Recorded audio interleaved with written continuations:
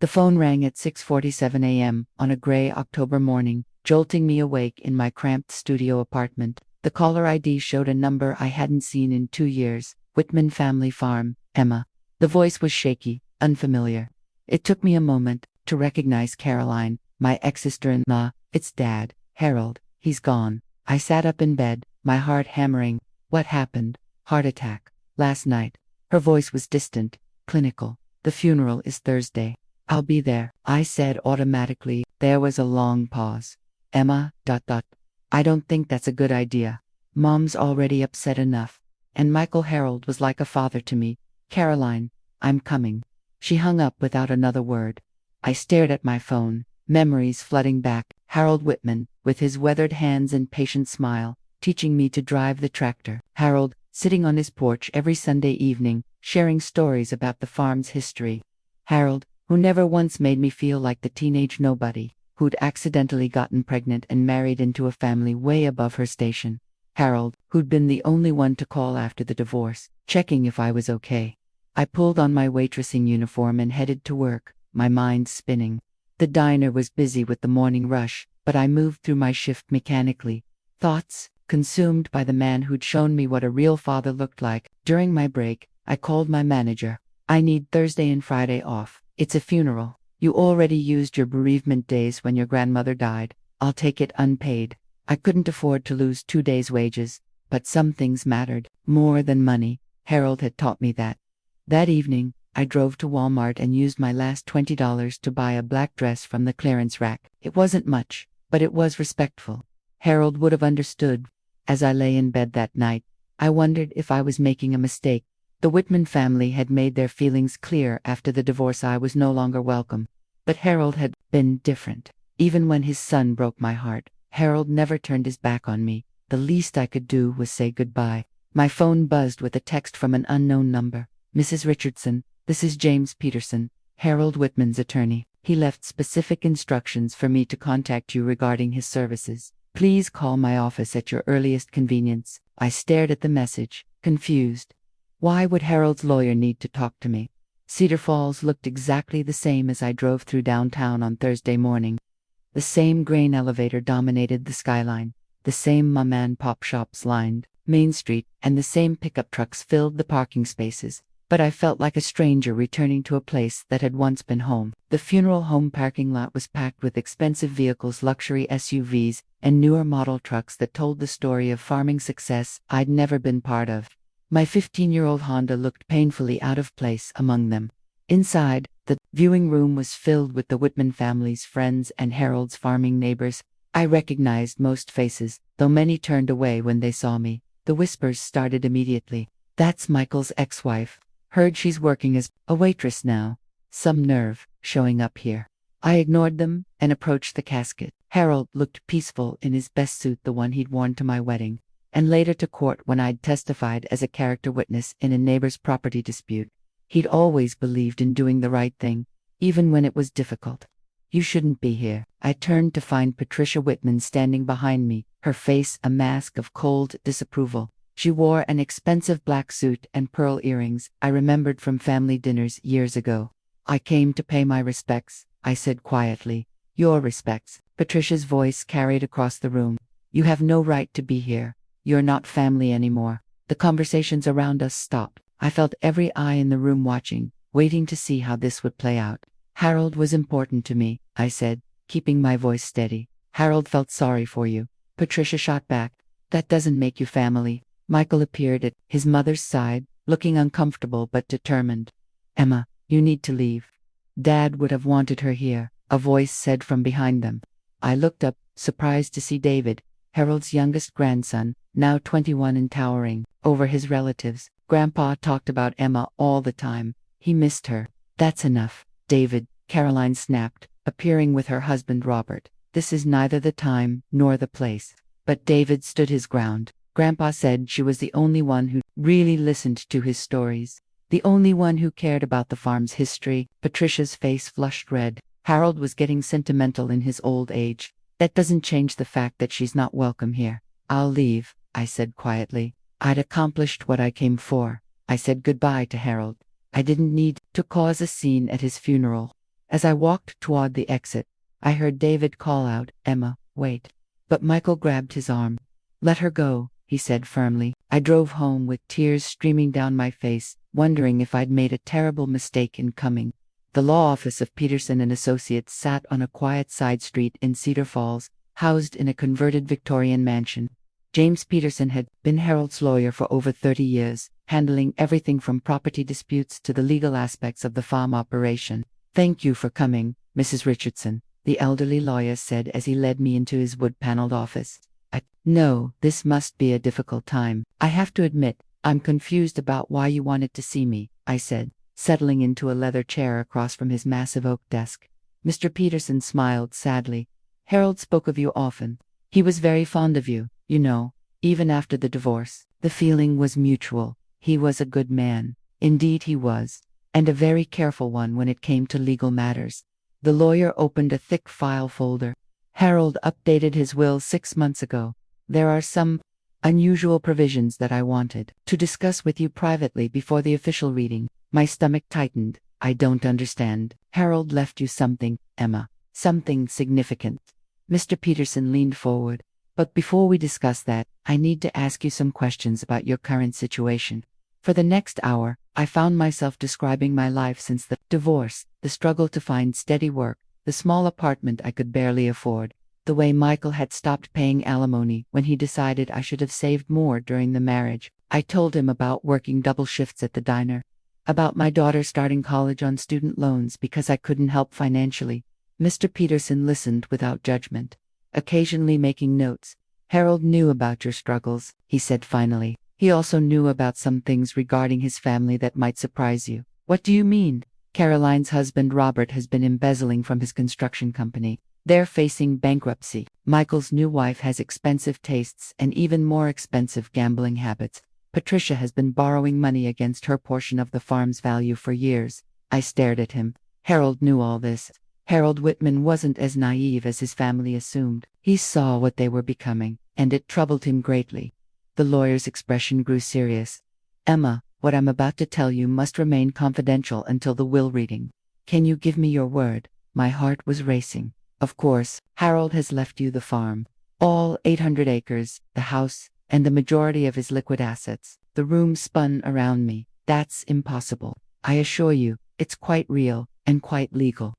I sat in my car outside Mr. Peterson's office for 20 minutes, unable to process what I'd just learned. Harold had left me the farm, the sprawling property where I'd learned to appreciate the rhythm of seasons, the Victorian house where I'd felt truly at home for the first time in my life, the legacy that should have gone to his blood relatives. It didn't make sense. My hands shook as I started the car and drove aimlessly through Cedar Falls, trying to understand Harold's reasoning. The lawyer had shown me the will. It was legitimate, witnessed properly, and clearly stated. But why me? I found myself pulling into the gravel driveway of the Whitman farm without consciously deciding to go there. The house looked empty. The family was probably still dealing with funeral arrangements and relatives. I parked by the old oak tree where Harold used to sit, in his lawn chair, watching the sunset over his fields. The cornfields stretched endlessly in every direction, golden stalks ready for harvest. This had always been Harold's favorite time of year. Walking around to the back of the house, I found the spare key still hidden under the ceramic frog by the kitchen door, a habit Harold had maintained, despite Patricia's complaints about security. The kitchen smelled like coffee and the lingering scent of Harold's pipe tobacco. Everything was exactly as I remembered. The worn wooden table where Harold and I had shared countless cups of coffee while he explained crop rotation and weather patterns. The window over the sink that looked out toward the barn where he'd taught me to milk cows and tend to sick animals. On the refrigerator, held up by a magnet shaped like a tractor, was a photo that made my breath catch. It was from my daughter Lily's high school graduation 3 months ago, a picture I'd sent Harold because he'd asked to see it. While his own family had been too busy to maintain contact, he'd kept this photo in a place of honor. I heard a car in the driveway and quickly locked the door, leaving the key where I'd found it. As I walked back to my car, I saw David climbing out of his pickup truck. "Emma, I was hoping I'd find you here." "David, I don't apologize for coming," he said firmly. "Grandpa would have wanted you to see the place again." He looked around the farm with sad eyes. "He used to say you were the only one who really understood what this place meant to him." "What do you mean?" David kicked at a clod of dirt. Mom and Uncle Michael, they always talked about the farm like it was just money. Grandpa hated that. He used to tell me about how you'd ask questions about the family history, about the stories behind different fields. He looked up at me. Did you know he kept all the letters you sent him? Letters, the Christmas cards, the photos of Lily, the notes you'd send with them. He had them in a box on his nightstand. David's voice cracked slightly. He missed you, Emma. After you and Uncle Michael divorced, Grandpa said it felt like he'd lost a daughter. Tears blurred my vision. I missed him too. The will reading is Monday, David said. You should be there. I don't think your family would appreciate that. David's jaw tightened. My family needs to hear some hard truths. Grandpa saw what they were becoming, and it broke his heart. As I drove home, I wondered if Harold's decision would tear his family apart completely, and despite everything they'd put me through, I wasn't sure I wanted that responsibility. The weekend passed in a blur of anxiety and disbelief. I called in sick to work on Saturday, unable to focus on anything except the bombshell Mr. Peterson had dropped. Sunday night, I lay awake staring at the ceiling of my tiny apartment, wondering if I was dreaming. Monday morning arrived gray and drizzling, matching my mood perfectly. I'd borrowed a suit from my neighbor Sarah, navy blue outfit, that was slightly too big but looked professional enough for a law office. My hands trembled as I applied makeup, trying to cover the dark circles under my eyes. You look terrified, Sarah observed as she helped me with the jacket. I am terrified. Want to tell me why you're going to a will reading for your ex-husband's father? I hadn't told anyone about Harold's bequest. Mr. Peterson had advised me to keep it confidential until after the reading, and the secret felt like a weight pressing on my chest. I'll explain later, I promised. The Peterson and Associates parking lot was full when I arrived. Through the office windows, I could see the Whitman family gathered in the conference room, Patricia in her black suit, Caroline clutching Robert's arm, Michael pacing near the window. They looked like they were preparing for a celebration. My stomach churned as I walked into the building. Mrs. Richardson, the receptionist, greeted me warmly. Mr. Peterson is waiting for you in his office before the reading begins. The lawyer's expression was grave as I entered. How are you holding up? I'm not sure this is a good idea, I admitted. Maybe Harold made a mistake. Maybe he didn't understand what this would do to his family. Mr. Peterson studied me carefully. Emma, in all my years of practice, I've never met a client more certain of his decisions than Harold Whitman. He thought about this for months. He even had me investigate the family's financial situations to make sure he understood the full picture. What did you find? Caroline and Robert are 3 months behind on their mortgage. Michael's wife has run up $200,000 in credit card debt. Patricia has been secretly taking loans against her expected inheritance. He leaned forward. Harold knew his family needed money, but he also knew that giving them the farm wouldn't solve their fundamental problems. So he decided to give it to me instead. He decided to give it to someone who would preserve his legacy, someone who understood that the farm was more than just real estate. The lawyer's voice softened. Harold told me you once said the farm felt like a living thing, with its own heartbeat and rhythm. He said his own children had never understood that. A knock on the door interrupted us. Mr. Peterson, the receptionist called. The family is asking when you'll begin. He stood up. It's time, Emma. Are you ready? I took a deep breath. As ready as I'll ever be. As we walked toward the conference room, I could hear Patricia's voice through the door. I hope he left specific instructions about selling that north field. Robert says we could get top dollar from those developers. Mr. Peterson and I exchanged glances. Harold would have hated hearing that. Remember, the lawyer whispered as he reached for the door handle, Harold chose you for a reason. The conference room fell silent as Mr. Peterson and I entered. Every face turned toward me with expressions ranging from surprise to outright hostility. I took a seat near the back, trying to make myself invisible, while the Whitman family arranged themselves around the polished mahogany table like they were preparing for a board meeting. Thank you all for coming, Mr. Peterson began, settling behind a stack of legal documents. I know this is a difficult time, but Harold left very specific instructions about how he wanted his estate handled. Patricia dabbed at her eyes with a tissue, though I noticed they looked remarkably dry. Harold was such a thoughtful man. I'm sure he's taken care of everyone fairly.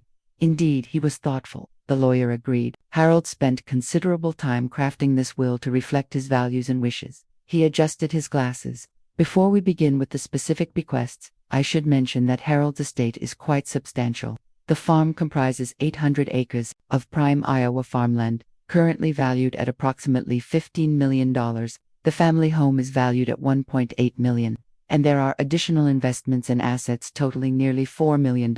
Caroline's eyes lit up. Michael stopped his restless pacing. Even Robert, usually quiet during family gatherings, leaned forward with interest. Now then, Mr. Peterson continued, Harold has made the following provisions.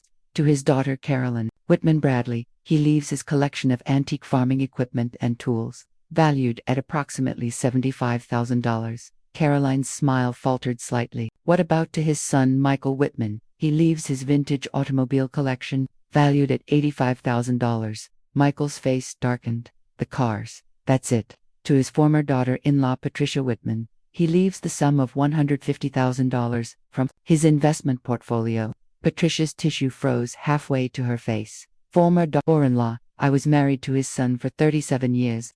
To his grandson David Whitman, he leaves the sum of $250,000 to be used for his education and early career expenses. David, who had been quietly sitting in the corner, looked stunned. Grandpa, he didn't need to. And finally, Mr. Peterson's voice carried clearly through the room.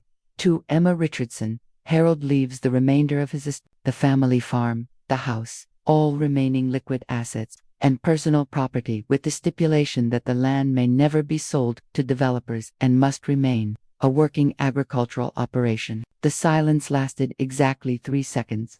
Then Patricia screamed. What? Michael slammed his hand on the table. That's impossible. She's not even family. Carolyn was hyperventilating. There has to be a mistake. Why would he leave everything to her? The will is quite clear, Mr. Peterson said calmly. Harold was very specific about his reasoning. This is insane. Patricia was on her feet now. She was only married into this family for 15 years. We've been his children our entire lives. Robert finally spoke up. We're contesting this. Obviously Harold wasn't in his right mind. Actually, the lawyer interjected, Harold anticipated this reaction. He had his mental competency evaluated by 3 different physicians within the last 6 months. All confirmed he was of sound mind and judgment. I sat frozen in my chair, overwhelmed by the chaos erupting around me. This was really happening. Harold had really left me everything. He included a letter, Mr. Peterson announced over the shouting.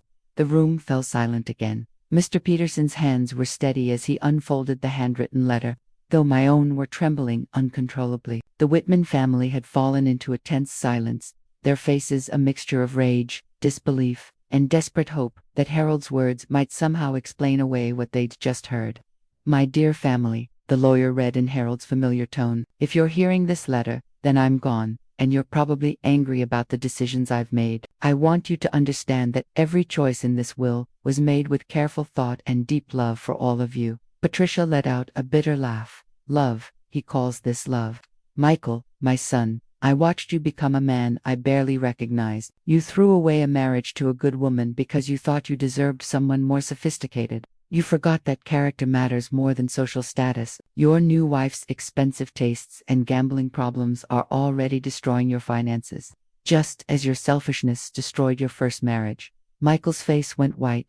How did he know about Carolyn, my daughter? You've spent your adult life chasing material possessions while ignoring the people around you. Your husband's business failures stem from the same character, flaws, cutting corners and taking shortcuts instead of doing honest work. You both see this farm as nothing more than money to be spent. Caroline was crying now, but they were tears of fury rather than grief. Patricia, you raised my children to believe they were entitled to everything without earning anything. Your secret gambling debts totaled nearly $500,000. You've already borrowed against your expected inheritance to fund your addiction. Giving you more money would be like pouring gasoline on a fire. Patricia's face was ashen. That's not high, don't have a gambling. But Emma, the lawyer, continued, Emma is different. When I was sick, Emma sat with me in the hospital while my own children were too busy to visit. When I was lonely after your mother died, Emma called every Sunday to check on me. When I needed help understanding why young people today think the way they do, Emma listened to my questions and answered them honestly. Tears were streaming down my face. I could hear Harold's voice in every word.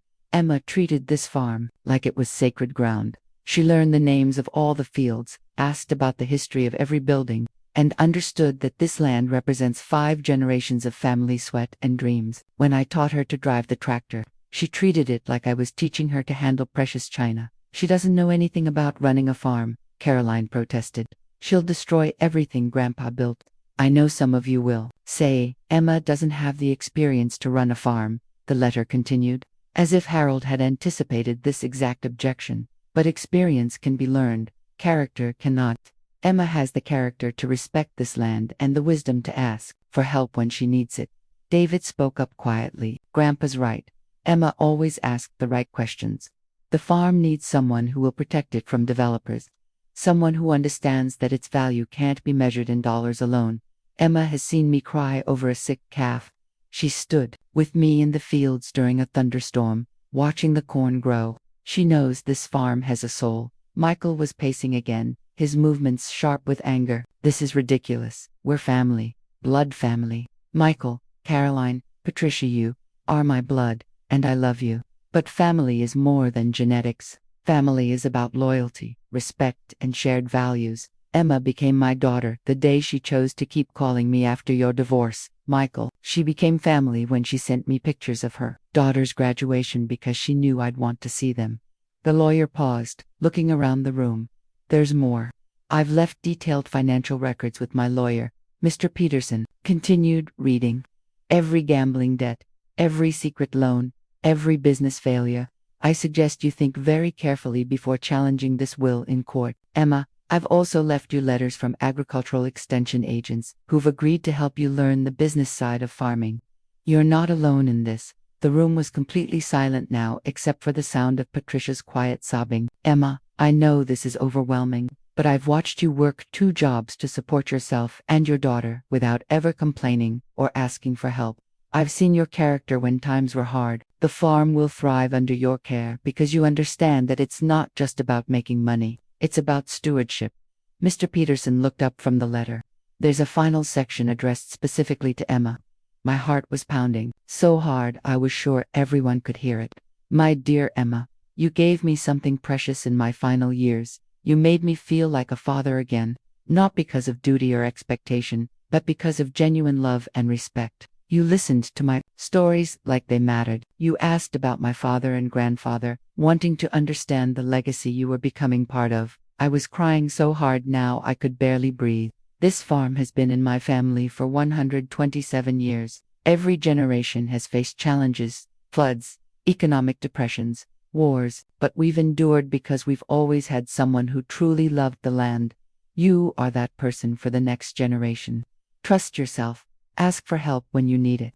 And remember that the best fertilizer is the farmer's footsteps in the field. The letter ended with Harold's familiar signature, the same careful handwriting I remembered from birthday cards and Christmas notes. Michael stood abruptly. We're leaving. Our lawyers will be in touch. P.S. Mr. Peterson added, as the family headed for the door. I've documented everyone's financial problems and character failings in detail. Any legal challenge will result in these records becoming public. I suggest acceptance rather than a court battle that will only embarrass everyone involved. The Whitman family filed out in stunned silence, leaving only David, Mr. Peterson, and me in the conference room. Grandpa was right about everything, David said quietly. They never understood what the farm meant to him. He looked at me with sad but hopeful eyes. But you do. 3 months later, I stood on the wraparound porch of my house watching the sunrise paint the Iowa sky in shades of gold and rose. The harvest was complete, and the fields lay dormant under a light coating of November snow, resting before the cycle began again. The transition hadn't been easy. The Whitman family had initially tried to contest the will, but their lawyers quickly advised them to accept Harold's terms once they reviewed the evidence he'd compiled. Patricia had quietly checked herself into gambling addiction treatment. Caroline and Robert had filed for bankruptcy but were working with debt counselors. Michael had divorced his second wife and was reportedly seeing a therapist.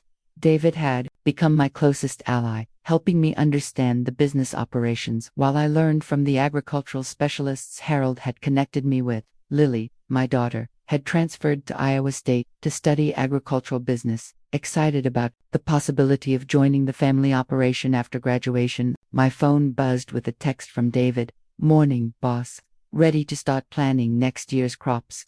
I smiled. Typing back, meet you at the barn in 10 minutes. As I walked across the farmyard, my boots crunching on frost-covered gravel, I felt Harold's presence everywhere, in the careful way the buildings were maintained, in the healthy soil beneath my feet, in the legacy of love and stewardship he'd entrusted to me. The barn cats wound around my legs as I opened the door, their purrs mixing with the gentle lowing of cattle in the distance. This was my life now, the rhythm of seasons, the responsibility of caring for the land, the deep satisfaction of work that mattered. Harold had been right about one thing, above all others. Family wasn't just about blood. It was about choosing to show up, to care, to protect what matters most. And I was finally